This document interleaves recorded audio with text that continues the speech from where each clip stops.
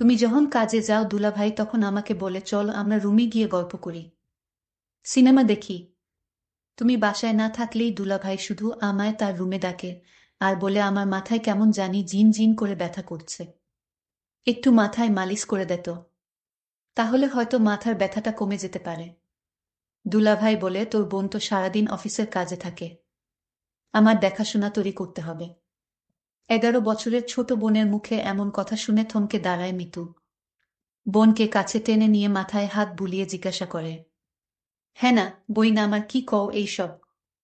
উনি তোমার ভাইয়ের মতো, তোমারে অনেক স্নেহ করে।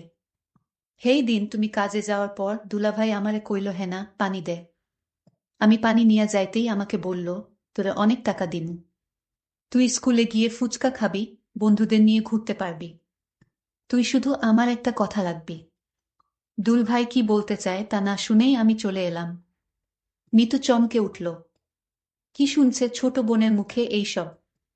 একমাত্র ছোট বোন হেনা, বাবা মা ছোট থাকতেই মারা যায়। বাসায় বাসায় কাজ করে দুজনের পেট চালাতো মিতু। একদিন শাকিলের সাথে পরিচয়। শাকিল ছিল কেয়ারটেকার, সেই বাসায় কাজ করত মিতু। প্রথম প্রথম লজ্জায় কথা বলতে পারত না শাকিলের সাথে। আস্তে আস্তে দুজনের প্রেম করা, তারপর বিয়ে। বিয়ের পর থেকেই হেনা ওদের কাছে। 1 বছর হয়েছে মিতু আর শাকিলের বিয়ে। মিতু সকাল হলেই রান্না সেরে চলে যায় কাজে। শাকিল যে বাসার কেয়ারটেকার, সে বাসায় ঘর উঠিয়ে থাকতে দিয়েছে মালিক, তাই শাকিল সারা দিন বাড়িতে থাকে। হেনাকে একটা স্কুল এ ভর্তি করেছে মিতু। সকাল থেকে 12টা পর্যন্ত স্কুল, বাকিটার সময় ঘরের টুকটাক কাজ করে। হেনা দেখতে চমৎকার, কিন্তু মিতু দেখতে তেমন সুন্দর ছিল না। তাছাড়া বাকিটা দুই বোনের একরকম দেখতে। কিন্তু ইদানিং হেনা একটু বেড়ে উঠেছে। 12 বছরে পা দিয়েছে সেদিন। শাকিল দিন দিন হেনার দিকে অন্যরকম দৃষ্টিতে চেয়ে থাকে, যেটা হেনা পছন্দ করত না। মিতু কাজে গেলেই এটা ওটার বাহানায় রুমে ডাকে হেনাকে শাকিল। হেনাকে দিয়ে শাকিল তার সুকেসের চাবি দিয়ে বলে, তুই সুকেস থেকে আমার হিসেবের খাতাটা এনে দে তো। মাঝে মাঝে বলতো, দেখ হিসাব করতে করতে আমার মাথা ব্যথা শুরু হয়ে গেছে, একটু মাথাটা ম্যাসাজ করে দে, তাহলে ব্যথাটা হয়তো কমে যাবে। দুলাভাই আমার কপালে হাত দিয়ে বলল, তোর শরীর এত গরম কেন? দেহি দেহি কাছে আয়, তোর জ্বর আইলো নাকি? হেনা বলল, না শরীরের জ্বর নেই, গরমের যে তাপমাত্রা পড়ছে এমনই শরীর গরম থাকে। হেনা তার দুলাভাইয়ের বাহানা বুঝতে পারে, তাই তো কিছু না বলে দৌড়াতে দৌড়াতে বাইরে চলে আসে, অপেক্ষা করে বুবুর জন্য। কাজ থেকে সবেমাত্র এসেছে মিতু। মিতু আসতেই হেনা তার বুবুর কাছে এসে কান্না করে বলল, আমি তোমার সাথেও কাজে যাব, আমি বাড়িতে একা একা থাকব না। চোট বেনের এসব কথা শুনে মনটা এক অজানায় ছটফট করছে। কি করবে এখন মিতু? হেনার যে মিতু ছাড়া কেউ নেই। এমন সময় শাকিল ঘরে এলো। এসেই মিতুকে দেখে বলল, মিতু তুমি আইছ? হেনার গায়ে জ্বর দেখলাম, তুমি দেহ তো মায়াডার কি হইল? জ্বর হইলে ওরে ডাক্তারের কাছে নিতে হইব। মিতু শাকিলের এমন কথা শুনে একটু অবাক হল। কই, শাকিলের কথায় তো কোনো খারাপ কিছু নেই, তাইলে কি হেনা ছোট মানুষ হইয়া ভুল কিছু কইল? শাকিল তো হেনার ভালোই চায়। হেনা হয়তো ওর দুলাভাইরে ভয় পায়, তাই এমন ভুল বুঝো। ছোটবেলা থেইকা মাইয়ারা এমন, খুব সহজে যাকে তাকে ভয় পেয়ে বসে। তাই তো মিতু ব্যাপারটা সহজভাবে নিয়ে হেনার গায়ে হাত দিয়ে দেখে সত্যি জ্বর। আরও শিওর হয়ে গেল হেনা শাকিলকে ভুল বুঝছে। হেনাকে মিতু বলল, হেনা তোর গায়ে তো সত্যি জ্বর, চল তোরে ওষুধ আইনা দেই। এই বলেই মিতু হেনাকে নিয়ে ডক্টর দেখাতে চলে গেল। শাকিল মিটমিট করে হেসে দিয়ে বলল, হেনা তুই যতই আমার নামে নাসিল করস, তোরে আমি একদিন সত্যি সত্যি। যেতে যেতে মিতু হেনাকে বলল, হেনা তুই মানুষটার নামে এমন মিছা কথা কইতে পারলি? তোর কত খেয়াল রাখে দেখছস। হেনা বলল, বুবু তুমি আমার কথা বিশ্বাস করো, দুলাভাই আমারে খালি তার রুমে ডাকে আর কি জানি বলতে চায়, কিন্তু বলতেও পারে না। আরে তোর দুলাভাই তোর ভালো চায়, আর এই জন্য তোকে চোখে চোখে রাখে। বোকা মেয়ে, কিছুই বুঝিস না।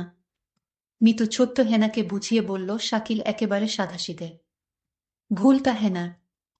আমি মিতুকে বললাম, বুবু যেদিন কিছু একটা হবে সেদিন আমার কথা বিশ্বাস করবে, তার আগে নয়। বুবু আমায় জারি দিয়ে বলল, বাদ দে এসব কথা, এখন ডাক্তার দেখাবো। ডাক্তার বলল, হেনার শরীরে জ্বর, আর তাই তাকে ভালো ওষুধ খাওয়াতে হবে। হেনার জন্য ওষুধ নিয়ে বাসায় চলে আসলাম। হেনার সমস্ত ওষুধের খরচ শাকিল দিল।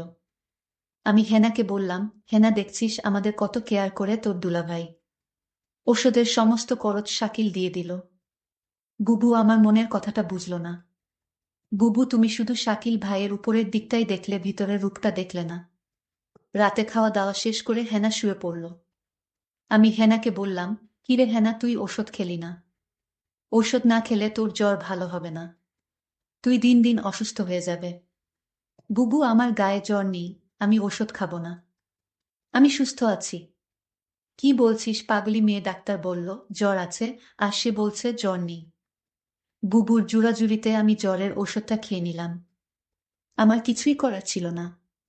আমি জানতাম আমি যদি বুবুর কথা না শুনি বুবু অনেক কষ্ট পাবে, কারণ এই পৃথিবীতে বুবুর আমি ছাড়া আর কেউ নাই।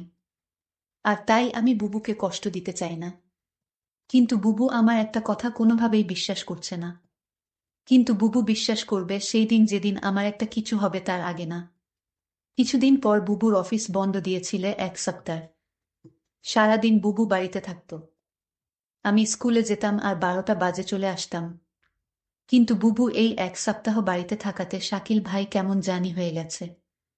দুলাভাই মেজাজ দেখি কিটকিটে হয়ে গেছে। আমার মনে হয় বুবু বাড়িতে থাকায় দুলাভাই এটা কিছুতেই সহ্য করতে পারছে না। পরদিন আমি স্কুল থেকে ফিরলাম, রৌদ্র দিয়ে আসলাম, শরীর গরমে মনে হয় পুড়ে যাচ্ছে।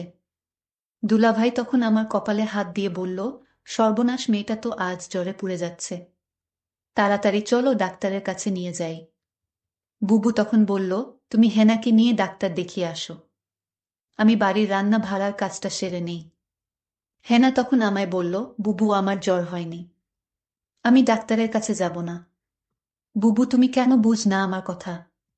দুলভাই শুধু অয়থায় ডাক্তারের কাছে আমায় নিয়ে যায়। আমার শরীরে জ্বর নেই। বুবু, আমি ডাক্তারের কাছে যাব না।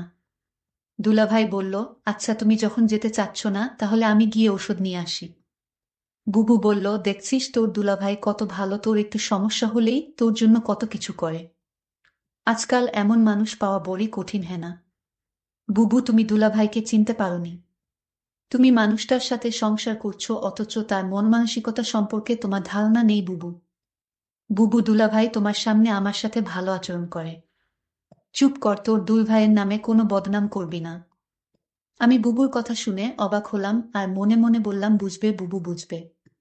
সময় হারিয়ে সবই বুঝবে। আমার কথার কোনো মূল্য তুমি আজ দিচ্ছ না। পরদিন বুবু হঠাৎ অসুস্থ হয়ে পড়ে বিছানা থেকে উঠতে পারছে না। শরীরের একটু শক্তি নেই। বুবুর শরীরে প্রচণ্ড জ্বর চলে আসছে। দুলাভাই বুবুর অসুস্থতা দেখেও বলছে, আমার আজ একটা জরুরি কাজ আছে বাহিরে, আমার আসতে একটু লেট হবে। দুলাভাইকে বললাম, বুবুর গায়ে তো জ্বর আসছে, বুবুকে ডাক্তারের কাছে নিয়ে যেতে হবে। দুলাভাই বলল, তুই একটু নিয়ে যা, আমি আজ যেতে পারবো না, কারণ আজ আমার জরুরি কাজ আছে। আমি বুবুকে বললাম, বুবু দেখলে আজ তুমি অসুস্থ, তাই তোমাকে ডাক্তার দেখাতে নিয়ে গেল না। আজ যদি আমি অসুস্থ হতাম তাহলে দেখতে কত দরদ দেখাতো।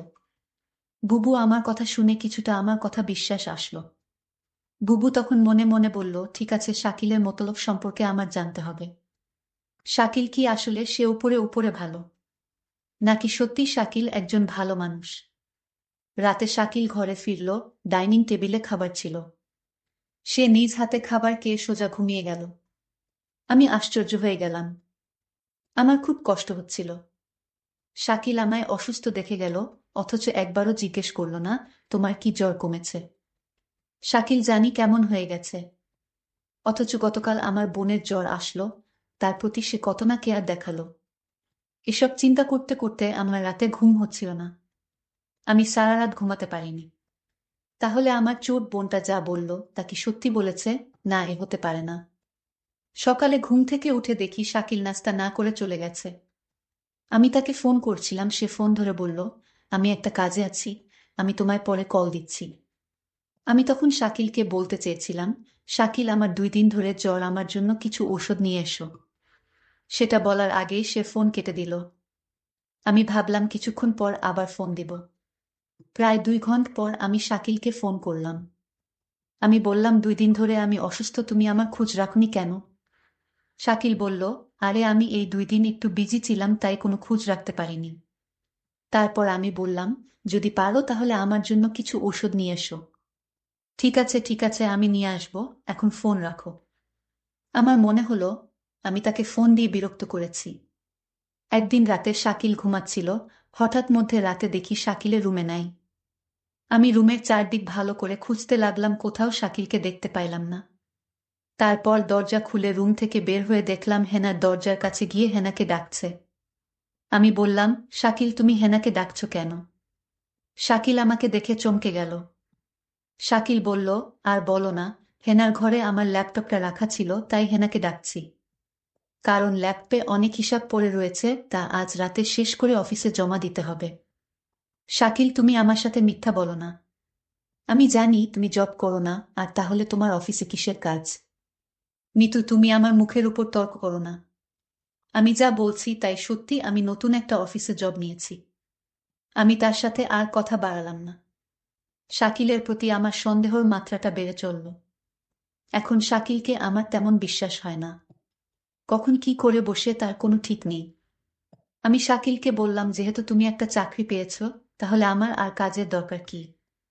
আমি না হয় বাসায় থাকলাম, তুমি চাকরি করো। শাকিল তখন আমায় ধমকে সুরে বলল, তোমার যে বোন রয়েছে তার লেখাপড়ার খরচ কি আমি দিব? তুমি তোমার কাজ করো, আমি আমার কাজ করি। শাকিলের কথা শুনে বুঝতে পারলাম তার আসল চেহারাটা বের হয়ে আসছে ধীরে ধীরে। আমি বললাম, ঠিক আছে শাকিল, তোমার কোনো চাকরি করতে হবে না, আমি তো আছি। দেখলাম শাকিল অনেক খুশি হয়ে গেল। পরদিন আমি কাজে চলে গেলাম। বাড়িতে হেনা আর শাকিল। আমার এই দিন কাজে কিছুতেই মন বসছিল না, কারণ আমার খুব চিন্তা হচ্ছিল আমার বোনটাকে নিয়ে। আমি যেখানে কাজ করতাম সেই মালিককে বললাম, আজ আমায় একটু আগে ছুটি দিয়ে দেন, আমার বাসায় একটু সমস্যা। মালিক বলল, ঠিক আছে, আজ তোমাকে আগে ছুটি দিয়ে দিব। কোনরকম অফিসের সময়টা গেল। আমার ডিউটি হচ্ছে সকাল 8টা থেকে রাত 8টা, কিন্তু আজ আমি বিকাল 4টায় ছুটি নিয়ে বাসায় চলে আসলাম। বাসায় এসে দেখি বাড়িতে কেউ নাই, একদম নিবিড়। আমি হেনাকে ডাকছি, হেনা কোথায় তুই? আবার শাকিলকে ডাকছি, শাকিল কোথায় তুমি? আমি কারো সাড়া শব্দ পেলাম না। সমস্ত বাড়ি খুঁজছিলাম, কাউকে দেখতে পাচ্ছিলাম না। শুধু একটা জায়গা বাকি ছিল, আর সেই জায়গাটা হলো বাথরুম। আমি বাথরুমের দিকে গেলাম, গিয়ে যা দেখলাম তা দেখে আমার মনে হচ্ছিল আমার দম আটকে গেল। আমি দেখলাম হেনা একপাশে পড়ে আছে। আমি দৌড়ে কাছে গিয়ে হেনাকে ডাকলাম, হেনা বোন আমার, তোর কি হয়েছে? হেনার কোনো সাড়া শব্দ নেই। চিৎকার করে হেনাকে ডাকছি, এই হেনা, উঠ, তোর কি হয়েছে বোন? আমি কথা দিচ্ছি আমি আর কোনোদিন তোরে বাসায় একা রেখে কাজে যাব না। লক্ষ্মী বোন আমার, তুই উঠ, আমার সাথে রাগ করিস না। হেনার মুখ দিয়ে কোনো কথাই বের হচ্ছিল না। একটা সময় বুঝতে পারলাম হেনা আর নেই। হেনা আমার সাথে অভিমান করে চলে গেছে। হেনা মরে গেছে। আমি কাঁদছিলাম আর বলছিলাম, হেনা বোন আমার, তুই একবার উঠ, এই যে আমি কথা দিচ্ছি এখনই তোকে নিয়ে অন্য কোথাও চলে যাব। হেনা আমার কথা শুনছিল না। শুনবে কি করে, সে তো মরে গেছে। আমি হেনার হাতে একটা চিঠি দেখতে পেলাম।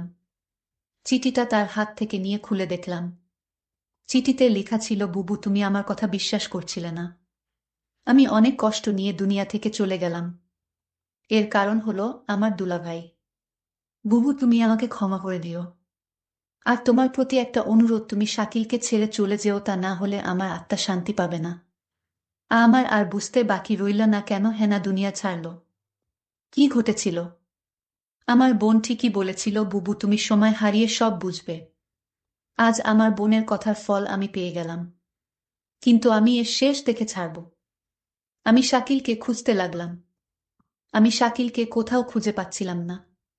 তারপর আমার বোনের হাতের চিঠি দিয়ে শাকিলের নামে মামলা করলাম। শাকিলের সারা জীবনের জেল হয়ে গেল। বন্ধুরা, আমি কষ্ট করে তোমাদের জন্য গল্প তৈরি করি। যদি গল্পটি ভালো লাগে তাহলে ভিডিওতে একটি লাইক করে পাশে থাকবেন। আর এরকম নতুন নতুন গল্প পেতে আমার চ্যানেলটি সাবস্ক্রাইব করে পাশে থাকবেন। ধন্যবাদ।